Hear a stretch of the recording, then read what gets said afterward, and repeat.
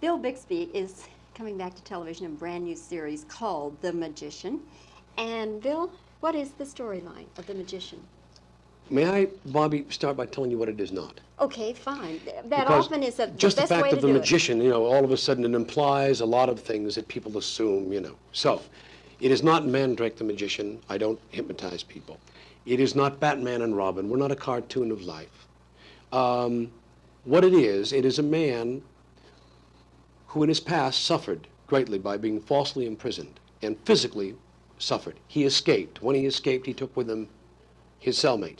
His cellmate was being held for political reasons because he had a great deal of money in Switzerland and the current government wanted it.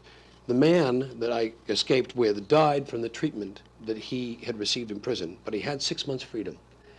He was so grateful for that, he left me all of this money. That's why I have the money. So on the show, I live on a 737 jet. That's an airline-sized jet. My car, a Stingray, drives into it. Now, people say, well, that's bigger than life. No, it's not. In fact, the plane exists. To say that you can't own one is only to say you haven't got enough money to do it. But Hugh Hefner does. So no one can tell me that's not real. Magic is a craft, a practiced art of illusion, not to put people down, to make them feel silly, but rather to entertain them with illusion, you know, to surprise and delight their mind. That's how we're approaching this series. But what makes it most interesting for me is the hero, the magician, is a different kind of man. First, he is vulnerable. He can be touched. He can be hurt. There will be times when I will be trying to save somebody, but in fact, will maybe, for example, get my arm broken, and it looks like I'm going to be killed, and the person I was trying to save may in turn save me. That's not your regular kind of hero. We are a non-violent action-adventure series in the sense of I never fight anybody. I use my knowledge of magic, stage magic, illusion, to get out of trouble.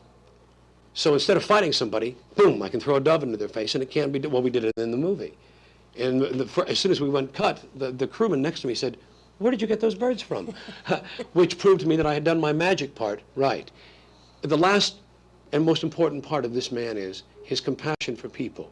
He had been so maligned in his own real life and suffered extensively that no one comes to me for help, and I don't seek to go out and help people. They must accidentally come across my life.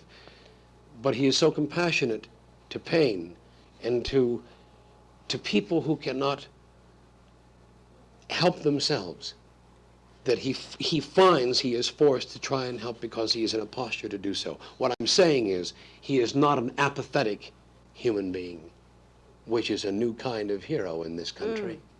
Apathy has become such a way of life here. I don't know what we're doing with it. Well, we're going to change all that. Primarily, though, the show in its most important form is entertainment. I don't see how you can watch the 7 o'clock news, which is honest, we're told, but it is also a demonstration of some of the most immoral conduct that we have ever seen. I mean, let's be honest about it. Certainly one of the most violent countries in the world, and we keep showing it on our news to the world. We keep showing wars all over the world and man in conflict with man.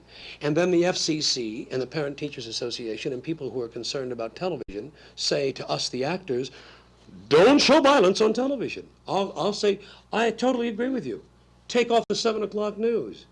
But if you're going to show the reality of life and its conflicts, how can you ask us as performers, when you're asking us to be an example of life, not to be violent? I suppose all of us must begin to change our habits, change our apathy, have a sense of responsibility toward life. Then television's entertainment will change accordingly and start representing us as we really are.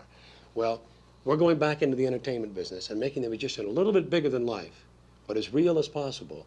But the name of the game is show business, and we're going to go back and do a little bit of the show now, I hope. You know, Bill, just watching you and listening to you, and we have never met before, I get the impression that you're the kind of an actor and the kind of a human being that if somebody gave you a script that was, you know, didn't have truth and was just something that you couldn't live with, you just wouldn't do it. Am I right?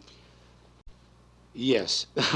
The reason I say that is I have reached a point now in my acting career, fortunately, I don't mean this as bragging. It's just that I have reached a point now where I can select my material. That privilege alone allows me to go up or down, but it is my choice. I think The Magician is a step up because it's entertainment, it's action, it's fun, and it's free. Now, do you have script approval? In other words, Yes. And if it's a bunch of No, we have script baloney, meetings. I don't go in and say, I don't like this or I don't want that. I don't think that is a very intelligent approach to anything. I am given the privilege, which most actors don't have, of first looking at the material and saying what I don't like about it and asking for change. But I don't just come in and say I don't like it. I come in and say I don't like this because of, and here is an alternative that I am offering. Uh-huh. So as a result, we don't have arguments, we have discussions, and out of discussions comes intelligence, out of intelligence comes better scripts, out of better scripts comes better showbiz. I hope. Bill, thank you. Thank you.